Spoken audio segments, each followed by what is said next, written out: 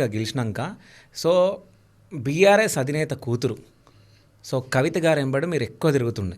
So ఆమె పైన కేసులు అయినా కానీ జైలు నుంచి వచ్చిన తర్వాత కూడా వాళ్ళ ఇంటికి వెళ్ళడం కార్పొరేటర్లో మీరందరూ సో మా ఛానల్లో కూడా మీరు మీ బయటలో రావడం జరిగింది కవిత గారి ఇంటికి వెళ్ళినప్పుడు.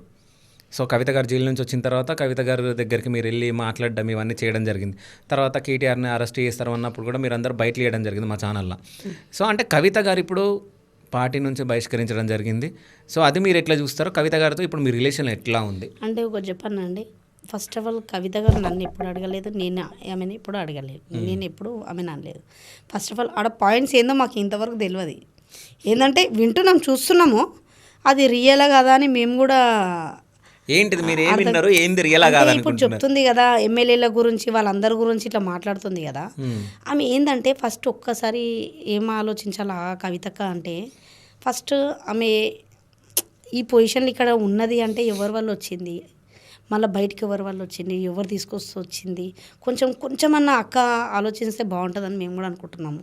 ఎందుకంటే ఫస్ట్ పక్కకున్న వ్యక్తులు ఆమె వ్యక్తిగతంగా మంచిది, ఎందుకు అబద్ధం ఆడదు, కానీ ఆమె పక్కకున్న చీడ పురుగులు ఆమెను జరుపుతుర్రు. ఎవరున్నారు పక్కన ఉన్న చీడ పురుగులు? పక్కన ఎవరున్నారు? నేను అదే చెప్తున్నానండి, పక్కకున్నారండి, పక్కకున్న చీడ పురుగులు ఆమెని ఇచ్చేస్తున్నారు.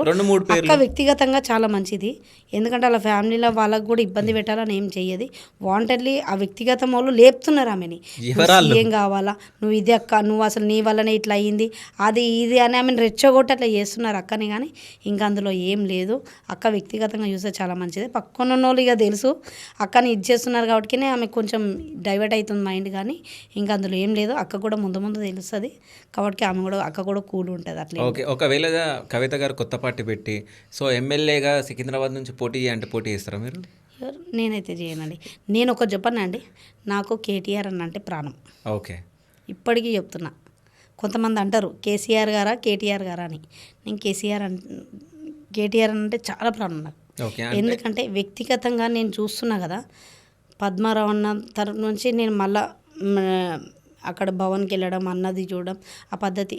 పద్మారావు అన్న నెక్స్ట్ కేటీఆర్ అన్న, నాకు వీళ్ళిద్దరిని అయితే నేను ఒకటి చెప్పాలంటే వీళ్ళిద్దరిని నేను ఎప్పుడు వద్దా. నేను అంటే కేసీఆర్ సార్ దగ్గరికి మేము ఎప్పుడు వెళ్ళలేదు, మామూలుగా వెళ్ళి క్యాజువల్గా కలిసి వస్తాము. అంటే వ్యక్తిగతంగా చేసిండ్రు సార్. మేము ఈరోజు గెలిచినామంటేనే కేసీఆర్ సార్ ముఖం చూసి, అంటే నాకు కేటీఆర్ అంటే చాలా అభిమానం.